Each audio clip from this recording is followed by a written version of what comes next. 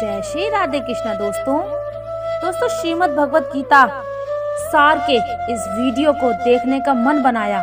मुझे पूरा विश्वास है कि इस वीडियो को पूरा अंत तक देखने और शांत मन से इसकी बातों को सुनने और समझने के बाद आपके विचारों और जीवन में बहुत ही सकारात्मक बदलाव आने वाले हैं। साथियों, मेरा खुद का अनुभव कहता है कि अगर आप इस बहुमूल्य ज्ञान का लाभ अधिक से अधिक लेना चाहते हैं तो इस गीता सार को पूरा अंत तक सुने।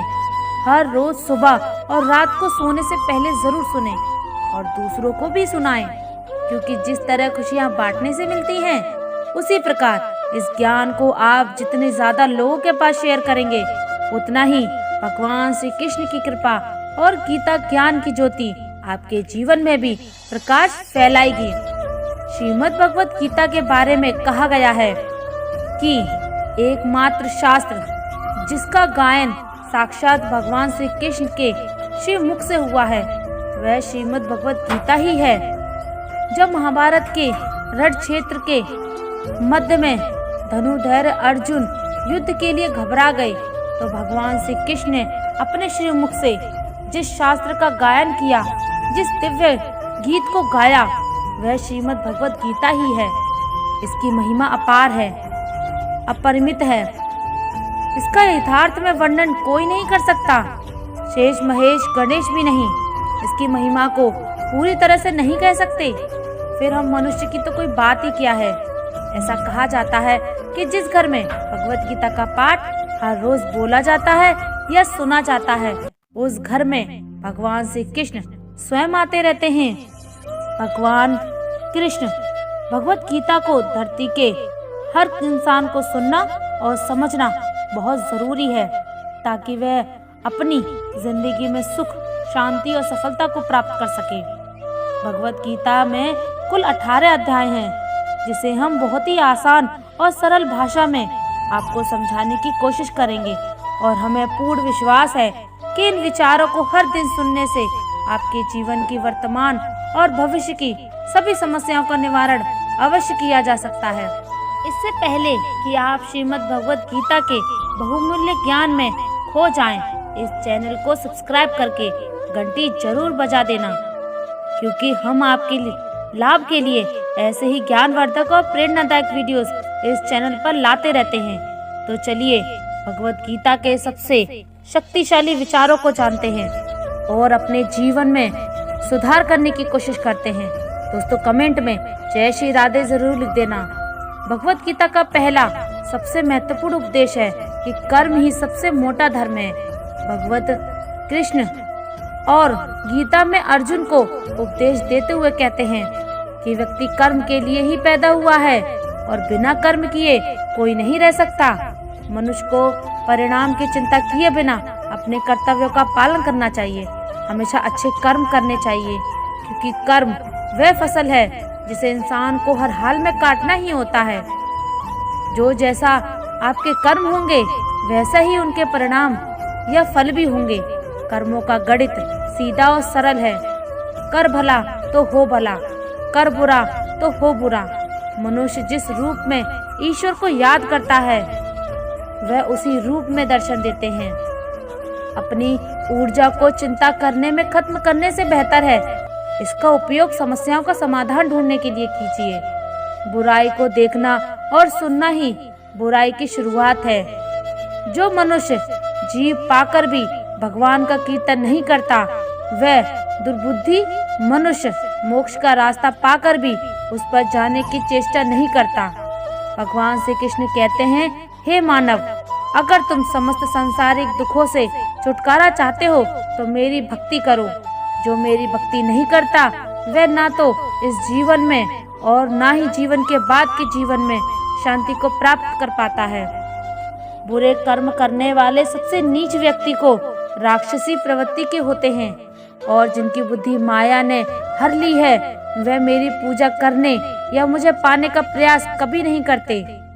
अपने मन को और अपने आप को भगवान के प्रति समर्पित कर दो। यही सबसे मोटा सहारा है। जो कोई भी सहारे को पहचान गया, वह डर, चिंता और दुखों से मुक्त रहता है। भगवान पर विश्वास उस तरह करो जिसे हवा में उछालो तो वह हंसता है, डरता नहीं है, क्योंकि वह जानता है कि आप उसे गिरने नहीं देंगे। श्री कृष्ण कहते हैं कि यदि मेरा भक्त मौन होकर सब सुन रहा है तो धैर्य रखिए, उसके मौन और विश्वास का उत्तर मैं स्वयं दूंगा। सिर्फ उस एक के सामने झुको, वह हर किसी के सामने तुम्हें कभी नहीं झुकने देगा।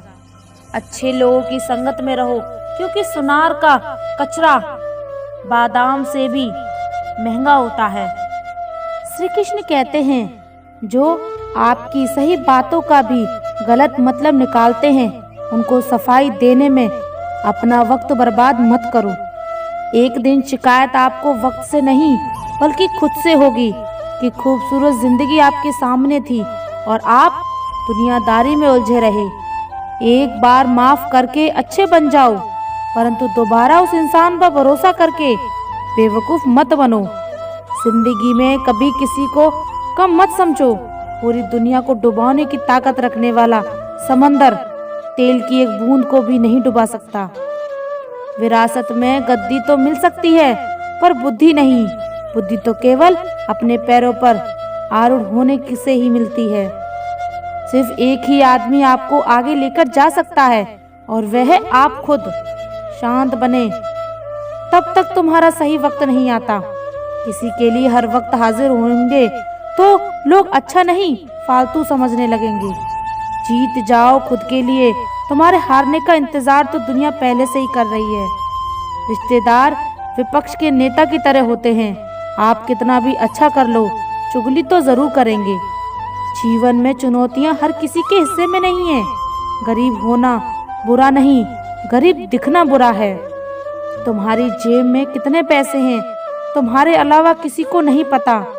इज्जत दो, मगर इतनी भी नहीं कि कोई आपकी ही इज्जत ना करे। कुछ गलतियों को माफ करना कई बार आपकी सबसे मोटी गलती बन जाती है। मैंने जिंदगी में बस यही गलती की है कि मैंने हर किसी को समझा है।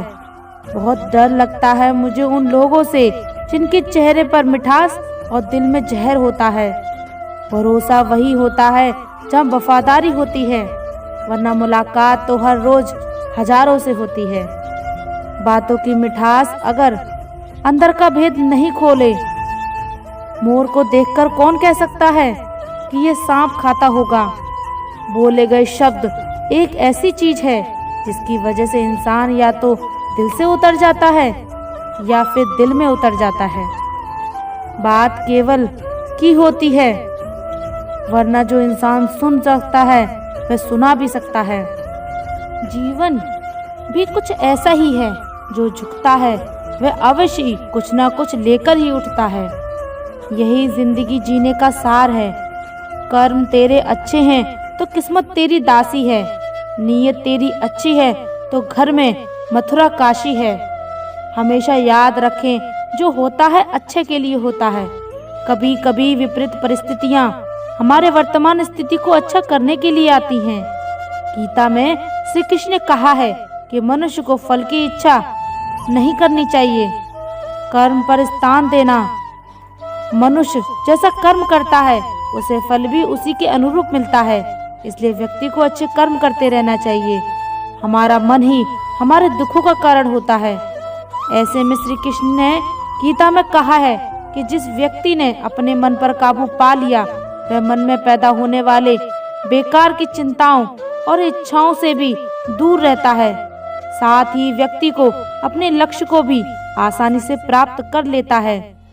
क्रोध में व्यक्ति नियंत्रण खो बैठता है और आवेश में आकर गलत कार्य करता है। यहाँ तक कि कभी कभी गुस्से में व्यक्ति खुद का अहित कर बैठता है।